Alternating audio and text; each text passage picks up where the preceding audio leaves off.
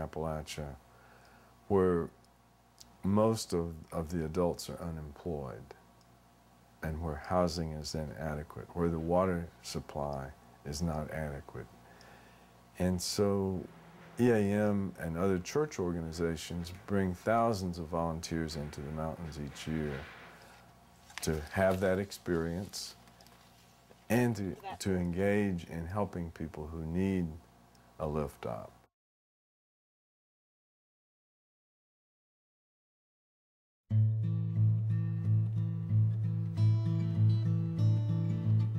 I've been at Grace House since 1995.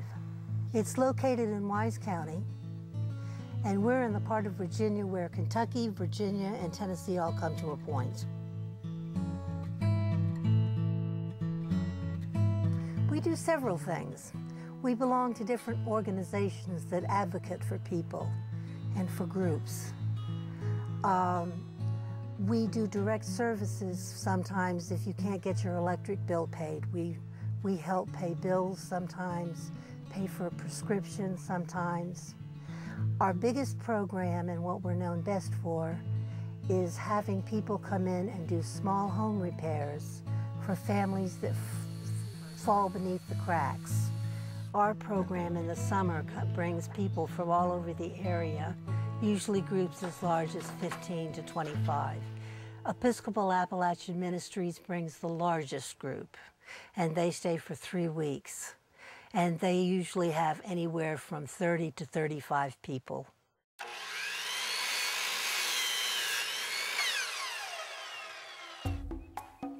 There.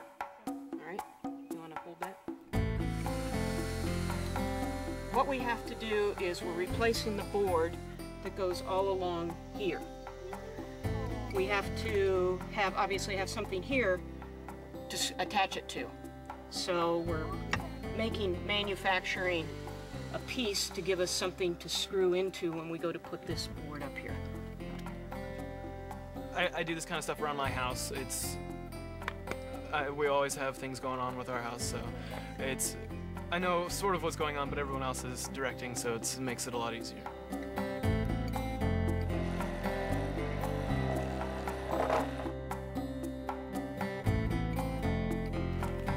When we pick our projects,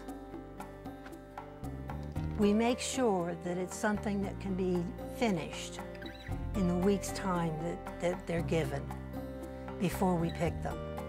It covers any range. It can cover anything from putting in a bathroom to fixing a front porch. Yes. Well, Mr. McConnell had a crack in his flue that started a fire around his chimney in behind his wood stove and took out some of the wall and ceiling structure. So we're tearing out all the bad stuff and repairing it new.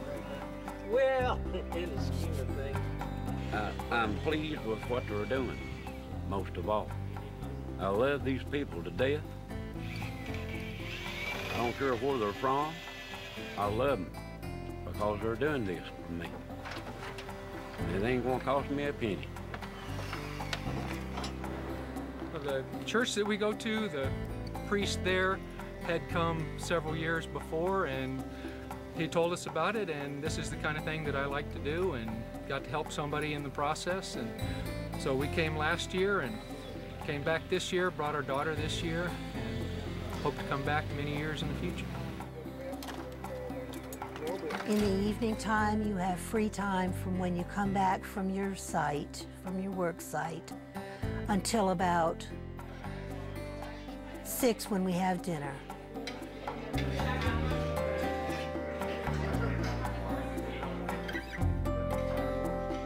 And if we have a speaker, we usually have a speaker or an activity at 7 o'clock.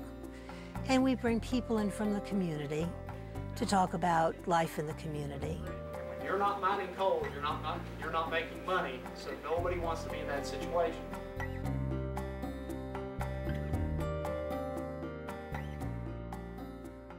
All you have to do is apply to EAM and say that you would like to bring a group and how many you want to bring and what week you would like to come in.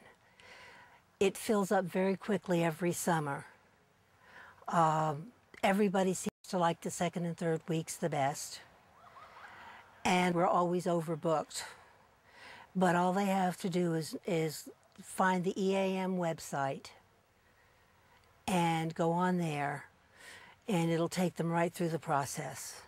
So it's very easy to become involved. And once you become involved, I can almost guarantee that you'll keep coming back. If you're experienced, that's wonderful. If you're not, we'll teach you how to hold a hammer. We'll start you off painting. We have people on site that will show you what to do. We're open 52 weeks out of the year. If you can't get in on a work group and just have a small group, we'll take you for a weekend. And we'll find you something to do. There's always some small project, and especially during the fall and winter when we can do some winterization. So if you can't get in on an EAM group, we also take other groups as well during the year. I like to think that we have a special relationship with our families. The families open their homes and their lives for a week to complete strangers that come at them with saws and hammers and chisels and promise to put their house back together in a week. And that usually happens.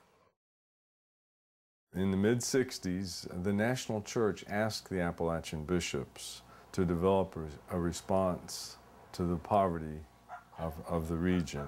The focus currently still includes that focus on community development. We still provide what support we can to little grassroots community organization and advocacy efforts in the mountains and in the places that Appalachians have moved to in the cities. We always have needs for money, obviously.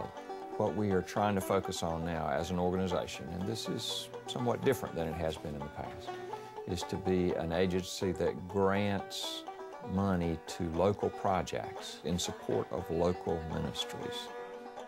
There are regions of this country that have special needs and special cultural and natural resources that need to be engaged and need to be protected.